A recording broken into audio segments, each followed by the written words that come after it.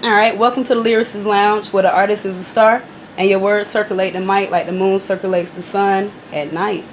Here at the Lyricist Lounge, we like to sit back and kick it with the poets.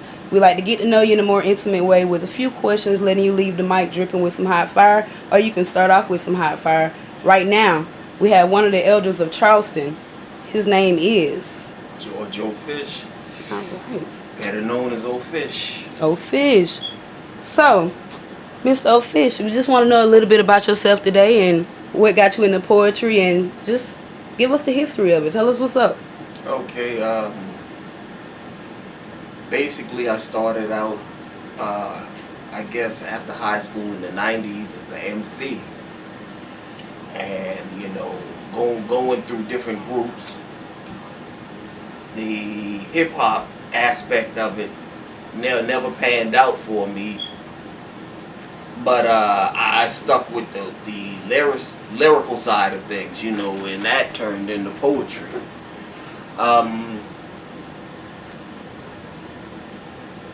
As far as open mic, let's see, we can start.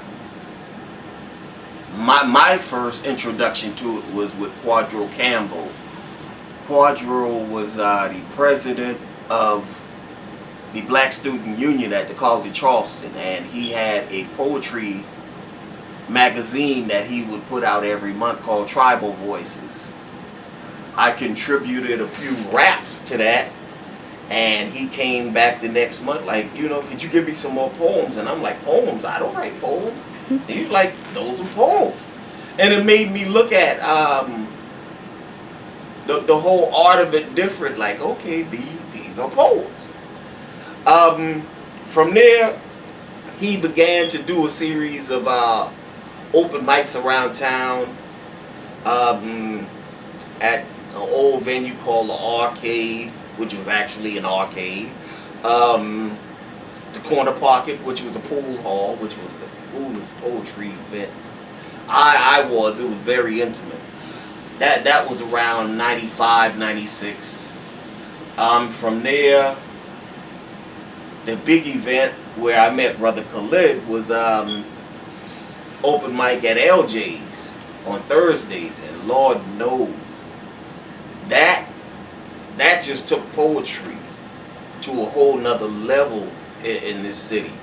But even before that, a sister by the name of Claudette, she was the first that I can remember, that anybody can remember, that actually did open mic poetry here in Charleston at the Horse and Cart Cafe down there on King Street in the College District.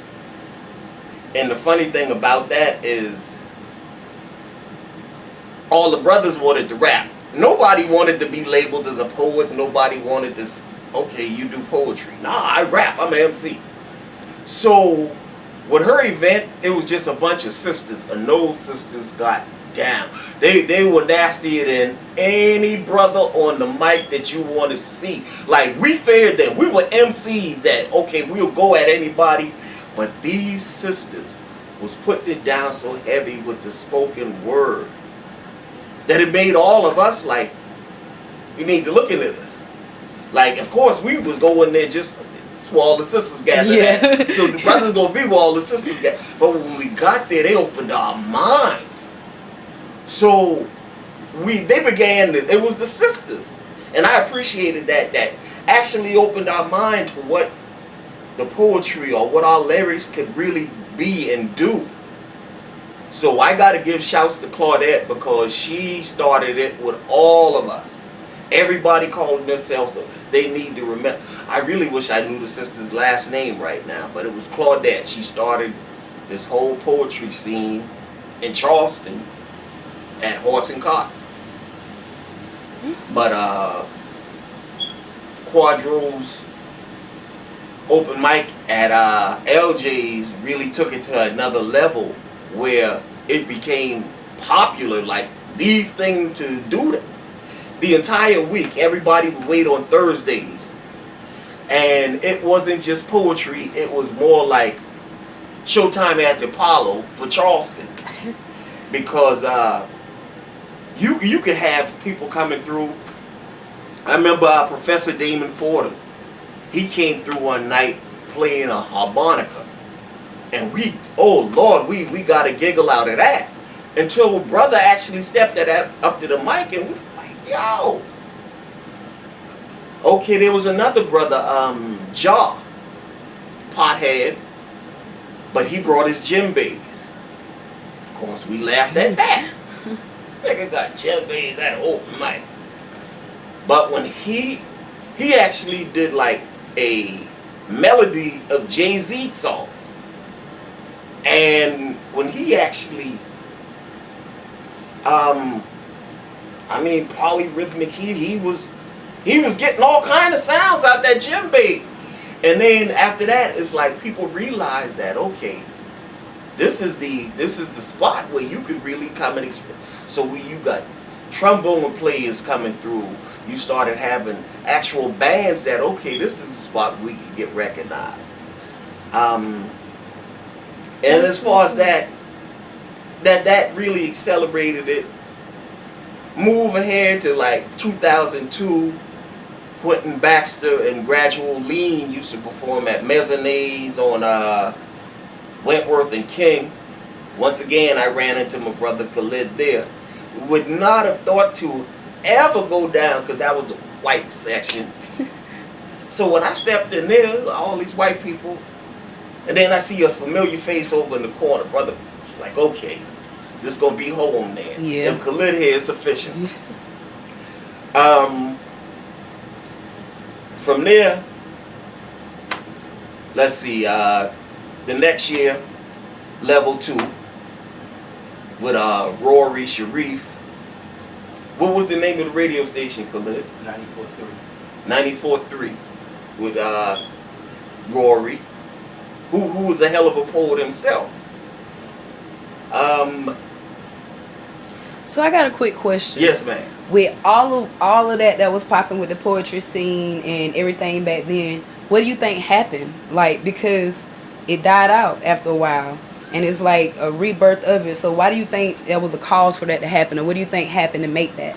It was with Charleston. It's always who knows who has the ability, and once Rory, I guess the radio station kind of lost its clout in Charleston, and Rory moved on to Charlotte. And once Rory moved, nobody picked up the torch. Ah, okay. Like Los the Host and P-Rod, they kind of picked up the torch. But at that point, I broke both my knees and I lost contact with the scene. So I really cannot tell you what happened during that time, but I know it was like Los, he kept it going, and a few others. But I came back on the scene in 2007, and that's when I met Courtney the poet. And Lord knows, she has taken it to another level. If Quadro took it to the clouds, she took it to the stars and beyond.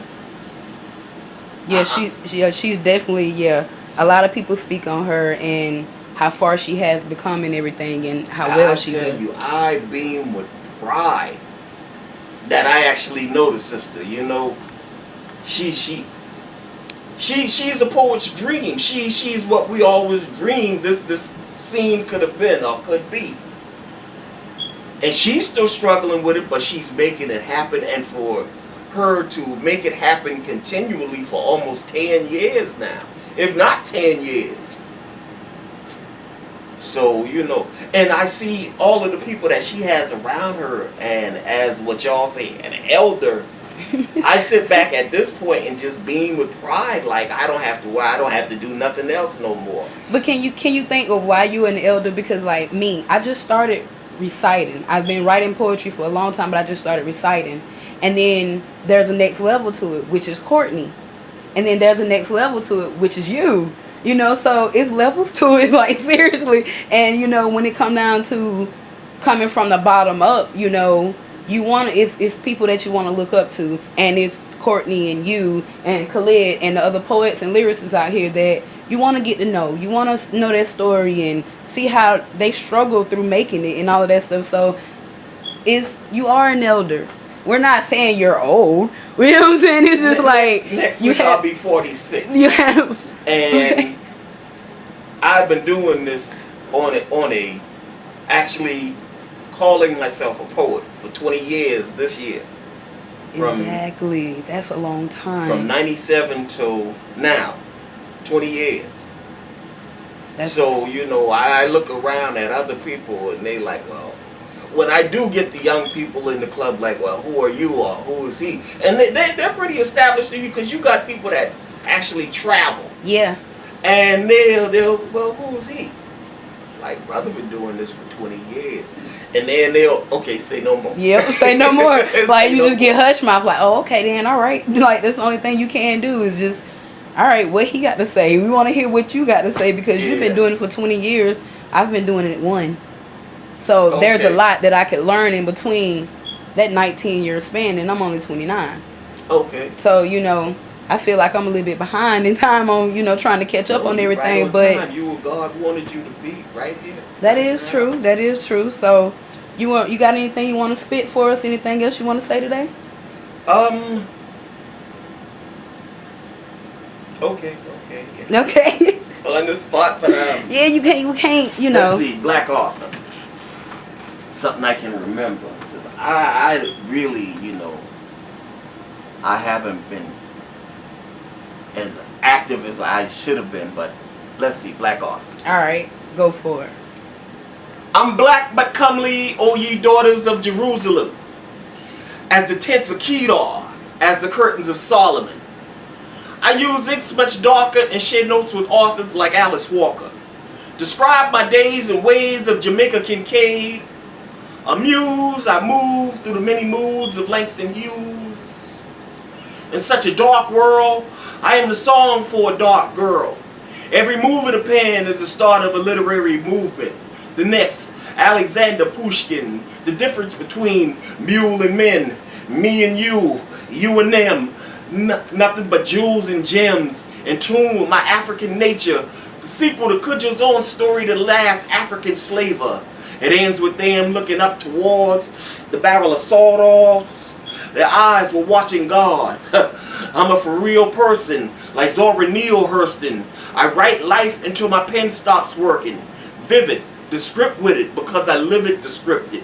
Understandable, with more emotion than the pages of Maya Angelou. Understand my flow. Understand expressions of my tan confessions. The next John Johnson, hell, James Weldon Johnson, the way my name's swelling on him, see. I write things that make them lift every voice and sing. A black Robert Frost of sorts. At night, once daylight is falling, I converse with the ghost of Baldwin. Feeling his pain as James explains why nobody knows my name. As my life passes, it reads like passages of the Middle Passage in Brother Castro's Navio Negrero. See, while y'all stay chained to that thug shit, I write of my bondage and my freedom like Frederick Douglass. None compare to that. They turn into disappearing acts. Say word. Word to mama. Like Terry McMillan, you gotta change my words to drama. Indeed, I can write books on how to bag dimes, but I'm about the artistry, the words, the rhymes, the hell with hooks. I study my looks like bell hooks, and the effect of poverty like Gwendolyn Brooks. I have jungle eyes equipped with ghetto focus. Seen so many lives, no happy endings like Donald Goins wrote it. So before I move, I think. Equipped with inks of instincts, and smile knowingly at these space-age hustlers. For my eyes have seen the future like Octavia Butler's.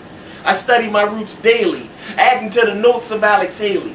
Viewing life with Gordon Park type eyesights. Another black boy, another Richard Wright.